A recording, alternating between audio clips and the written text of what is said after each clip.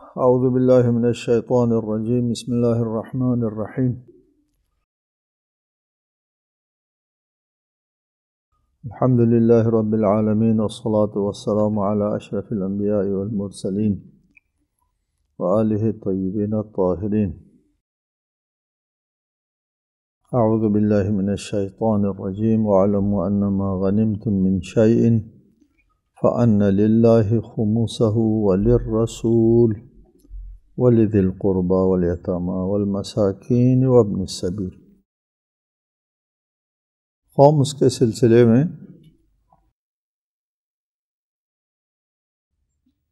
معنی غنیمت کے بارے میں ہم نے گفتگو کی۔ غنیمہ آمدنی کو اور فائدے کو کہتے ہیں، لغت میں فائدے کو کہتے ہیں، جنگی غنیمت میں بعد میں استعمال ہونے لگا، لہٰذا عصر رسالت مآب کے اوائل میں اگر غنیمت کا لفظ استعمال ہوا ہے ہم لغوی معنی مراد لیں گے، اواخر میں استعمال ہوا ہے یا بعد الرسول تو ہم غنیمت سے جنگی غنیمت مراد لیں گے۔ یہ آیت چونکہ جنگ بدر سے مربوط ہے، اوائل سے مربوط ہے، لہٰذا مکی زندگی میں کوئی جنگ تھی نہیں، مدنی زندگی میں جنگیں شروع ہو گئی ہیں دوسرے سال سے، لہٰذا ہم غنیمت سے مراد مطلق آمدنی اور فوائد و منافع لیں گے۔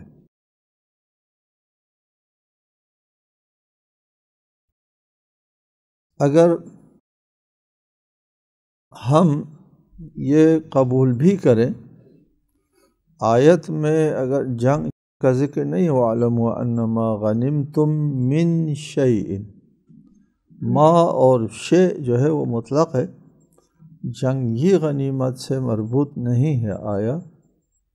پہلے عرض کیا آیت کا شان نزول جنگ ہے، لہٰذا شان نزول سے آیت کی تخصیص نہیں ہوتی۔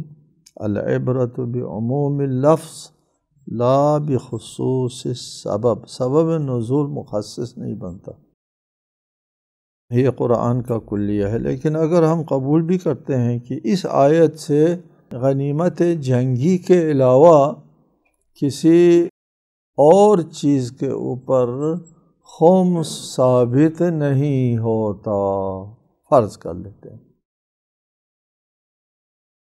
تو ہم یہ موقف اختیار کریں گے کہ اگر اس آیے خمس سے آمدنی پر یا جنگی غنیمت کے علاوہ کسی اور چیز پر خمس نہیں آتا، ثابت نہیں ہوتا، اس آیت سے اگر ثابت ہوا تو یہ ہوگا کہ جنگی غنیمت پر خمس ہے، ثابت ہوتا ہے۔ اگر ہم جنگی غنیمت تک منحصر کر دیں اس آیت کو تو اس آیت سے ثابت ہوتا ہے جنگی غنیمت پر خمس ہے، بس اس کے علاوہ دیگر چیزوں پر خمس ہے یا نہیں ہے سے مربوط نہیں آیت صرف جنگی غنیمت سے مربوط ہے، جنگی غنیمت میں خمس ثابت ہو جاتا ہے اس آیت کے ذریعے۔ غیر جنگی باقی جنگ کے علاوہ جنگی غنیمت کے علاوہ چیزوں پر خمس ثابت ہوتا ہے نہیں ہوتا ہے، آیت اس کے ساتھ متعارض نہیں ہے اگر ہم جنگی غنیمت کے ساتھ مخصوص کرتے ہیں تو۔ چنانچہ واقعاً بھی ایسا نہیں ہے کہ خمس صرف جنگی غنیمت پر ہو، تمام مسلمانوں کے نزدیک جنگی غنیمت کے علاوہ باقی چیزوں پر بھی خمس ہے۔ مثلاً معدنیات پر خمس۔ رسول اللہ نے فرمایا قضا رسول اللہ فی الرکاز الخمس، معدنیات پر رسول اللہ نے فیصلہ کیا کہ اس پر خمس ہے۔ اور آپ سے پوچھا گیا کہ رکاز کیا چیز ہے؟ فرمایا الذهب والفضة الذي خلقه اللہ فی الارض، سونا چاندی جو زمین سے نکالے جاتے ہیں، اس قسم کی معدنیات، اس پر خمس ہے۔ یعنی شیعہ سنی دونوں کے نزدیک خمس ہے۔ زمین سے جو دفینے ملتے ہیں اس پر بھی خمس ہے۔ دفینوں کے بارے میں حدیث ہے رسالت مآب کی، فیہ و فی الرکاز خمس، دفینے میں اور رکاز میں خمس ہے۔ آبی دولت پر بھی خمس ہے، جو غوطہ زنی کے ذریعہ یا دوسرے ذرائع سے جو آبی ذخائر، آبی دولت جو ہے وہ موتی وغیرہ نکالی جاتی ہے، اس پر بھی بالاتفاق خمس ہے۔ یہ ہمارے ہاں بھی ثابت ہے اور اہل سنت کے ہاں بھی ثابت ہے، صحاح میں اس کے بارے میں روایات موجود ہیں۔ یہاں سے یہ تو واضح ہو گیا نا کہ خمس صرف جنگی غنیمت میں نہیں ہے، خمس جنگی غنیمت کے علاوہ چیزوں پر عائد ہوتا ہے۔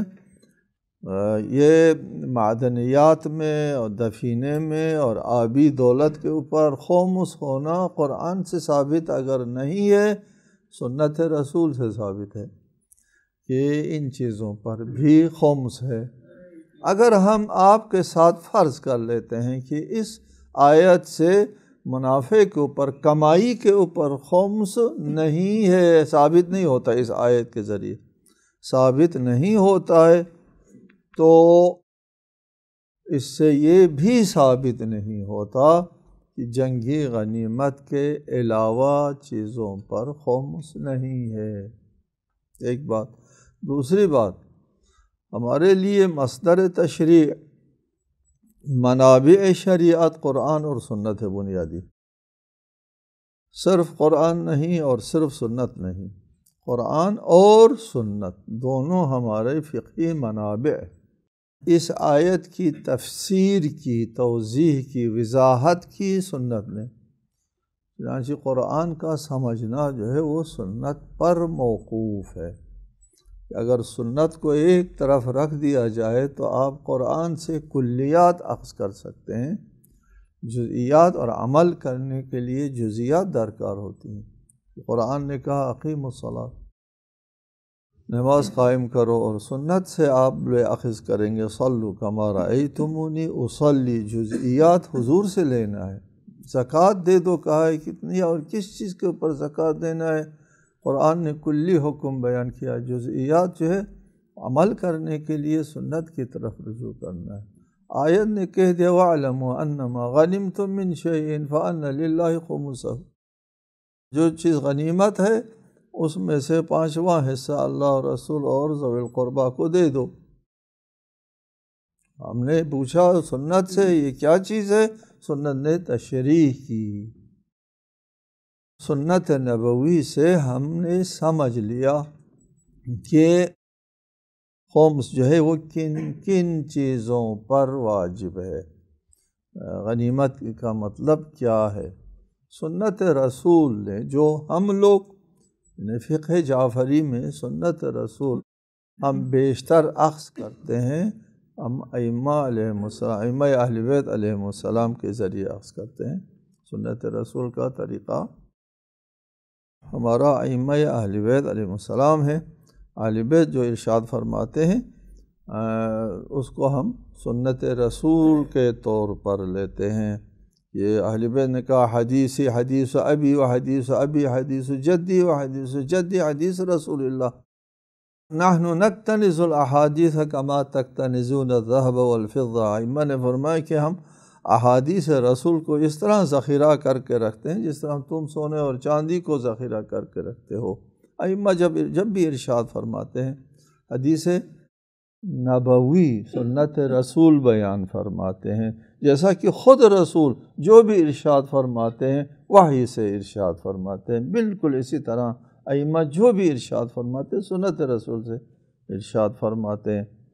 لہٰذا ائمہ کی طرف سے تقریباً اتفاق ہے کہ ارباح مکاسب پر خمس ہے، ربح یعنی فائدہ درآمد، ارباح مکاسب پر خمس ہے۔ یہاں پہ ہمارے علماء نے خمس کے سلسلے میں بہت سے مباحث اور احادیث، تاریخی شواہد بیان فرمایا ہے، اس پر ہم بعد میں ایک مختصر سی روشنی ڈالیں گے۔ یہاں ہم خمس اور زکوٰۃ کے سلسلے میں ایک مختصر سی گفتگو کرنا مناسب سمجھتے ہیں کہ مالی نظام میں عدالت قائم کرنے کے لیے تقسیم دولت کو بنیادی حیثیت حاصل۔ اگر عادلانہ نظام ہے کسی معاشرے میں تو وہ عدل و انصاف کہاں ملے گا؟ تقسیم میں ملے گا۔ تقسیم دولت بنیادی چیز ہے، انتہائی بنیادی چیز ہے۔ اگر کسی کا ہاں تقسیم دولت جو ہے وہ صحیح نہیں ہے، وہ عادلانہ نہیں ہے۔ اگر کسی نظام میں تقسیم دولت صحیح ہے تو وہ عادلانہ ہے۔ عدل اور عدم عدل کا دار و مدار تقسیم پر ہے۔ یہاں مثلا آپ کو اگر کوئی چیز ملتی ہے کہ یہ پیسہ طالب علموں کو دے دو، تو عادلانہ تقسیم ہوا یا نہیں ہوا وہ تقسیم کے اوپر مبنی ہے کہ تقسیم کس طرح ہوا۔ اگر تقسیم میں عدل و انصاف قائم کیا تو پھر اس نے عادلانہ تقسیم کیا، نہیں تو نہیں۔ یہاں ہر مالی نظام میں تقسیم کے عادلانہ ہونے کے لیے سب سے پہلے تقسیم کے عادلانہ ہونے کے لیے ضروری ہے کہ اس نظام کا نظریہ کیا ہے مال کے بارے میں، مال و دولت کی تقسیم کے بارے میں پہلے نظریہ قائم ہوتا ہے اور پھر اس نظریے کی بنا پر تقسیم ہوتی ہے۔ فرق کرنا ضروری ہوتا ہے، نظریہ ہے معیل مجرد کا، امیری غریبی وغیرہ کا رکھنا ہے یا نہیں رکھنا ہے، نظریہ کیا ہے، موقف کیا ہے آپ کا۔ وہ موقف عادلانہ ہے تقسیم عادلانہ ہو جائے گا، اگر موقف عادلانہ نہیں ہے تو پھر موقف ہم نے یہ بنایا کہ مثلا اتنے عمر کے ہیں تو اس کو زیادہ ملے گا، یہ نہیں ہے تو کم ملے گا، یہ موقف غلط ہے، لہٰذا تقسیم بھی غلط ہو جائے گا۔ تقسیم کا عادلانہ ہونا موقف کے اوپر ہے۔ یہاں پر ہم 3 موقف آپ کے سامنے رکھتے ہیں، ایک کمیونسٹوں کا موقف اور ایک سوشلزم کا موقف اور ایک سرمایہ داری نظام کا موقف۔ یہ 3 موقف ہے اور چوتھا موقف اسلام کا تقسیم دولت کے بارے میں۔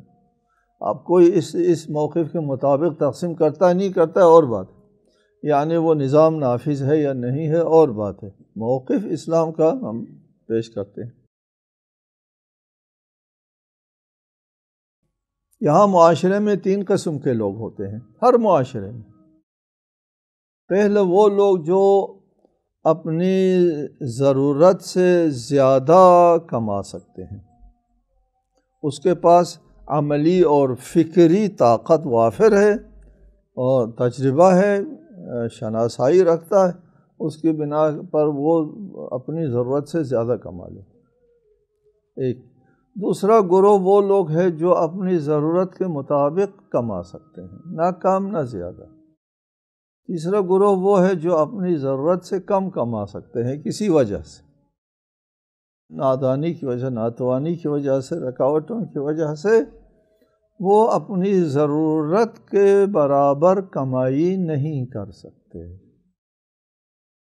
اب بیت المال میں مال تقسیم کرنا ہے لوگوں کے درمیان میں، یہاں پر پھر مختلف نظام حیات سامنے آتے ہیں۔ اس میں سب سے پہلا جو نظریہ آتا ہے وہ کمیونسٹ کا نظریہ آتا ہے۔ کمیونسٹ کا نظریہ یہ ہے کہ ہر شخص اپنی وسعت کے مطابق محنت کرے، جتنا محنت کر سکتا ہے محنت کرنا ہوگا، اور بیت المال سے ہر شخص کو اس کی ضرورت کے مطابق حصہ ملے، اس کی استطاعت کے مطابق محنت کرے، ضرورت کے مطابق پیسہ لے لے۔ یہ ایک موقف ہے۔ یہاں پر محنت اور ضرورت بنیاد ہے تقسیم دولت کے لیے۔ سوشلزم کا موقف یہ ہے کہ ہر شخص اپنی طاقت کے مطابق کام کرے اور کام کے مطابق حصہ لے، ضرورت کو داخل نہیں یہاں، اپنی طاقت کے مطابق کام کریں اور کام کے مطابق حصہ لے، ضرورت زیادہ ہو کم ہو اس کے ساتھ سروکار نہیں ہے، یہ دیکھا جائے گا کتنا کام کیا ہے۔ سرمایہ داری نظام میں نہ ضرورت کو کوئی دخل ہے نہ محنت کو دخل ہے، دونوں چیزوں کو کوئی دخل نہیں ہے۔ پھر تقسیم دولت کے لیے کیا ہوگا؟ تقسیم دولت کے لیے یہ تیسرا گروہ جو ہے وہ کیا کرے؟ پہلا گروہ نے تو اپنی ضرورت سے زیادہ کما لیا، دوسرے گروہ نے بھی اپنی ضرورت کے مطابق کما لیا، تیسرے گروہ کے لیے سرمایہ داری نظام میں کیا سسٹم ہے، کیا قانون ہے؟ یہ تیسرے گروہ کو سرمایہ داری نظام میں وہ طلب و رسد کے رحم و کرم پر چھوڑ دیا جاتا ہے، کوئی موقف نظریہ نہیں ہے، نہ محنت کے مطابق ملنا ہے اس کو اور نہ ضرورت کے مطابق ملنا ہے، پھر کتنا ملنا ہے؟ جتنا بازار میں اس کی طلب ہے اتنا ہی ملنا ہے۔ طلب اور رسد کے رحم و کرم پر جب چھوڑ دیا جاتا ہے تو جس قدر ضرورت مند زیادہ، کام تھوڑا، وہ مزدوری کم ملے گی، یہ اور ضرورت مند کم، کام زیادہ ہو تو پھر مزدوری زیادہ ملے گی، لہٰذا یہ طلب و رسد کے رحم و کرم پر چھوڑ دیا جاتا ہے، اور ہمیشہ طلب و رسد میں توازن جو ہے وہ ضرورت مند کی طرف زیادہ رجحان رہتا ہے، ضرورت مند زیادہ ہو جاتے ہیں، محتاج لوگ زیادہ ہو جاتے ہیں، کام تھوڑے ہوتے ہیں، لہٰذا غریب لوگوں کے لیے اپنی محنت کے مطابق حصہ نہیں ملتا، یعنی یہاں محنت کو دار و مدار نہیں ہے، بازار میں اس محنت کی کیا قیمت ہے؟ لہٰذا ہم دیکھتے ہیں بعض علاقوں میں آج کل محنت کو 200 روپیہ دیا جاتا ہے اور بعض علاقوں میں 100 روپیہ دیا جاتا ہے، بعض علاقوں میں صرف کھانا کھانے کے لیے کام کیا جاتا ہے، کھانا کھاؤ، ایک دن کا 2 ٹائم کا یا 1 ٹائم کا کھانا کھاؤ، دن بھر کام کرو، اس کی وہاں پر چونکہ غریب زیادہ ہوتے ہیں اور کام تھوڑے ہوتے ہیں، لہٰذا ان کو صرف کھانے کے اوپر سارا دن کام کرنا ہوتا ہے، کوئی قیمت، بعض علاقوں میں اصل قیمت ہی نہیں ہے، مثلا بیچارے لوگوں سے کام لیا جاتا ہے، ان کو کچھ بھی نہیں دیا جاتا، صفر تک چلا جاتا ہے، کوئی اصول نہیں ہے یہاں پر سرمایہ داری نظام میں۔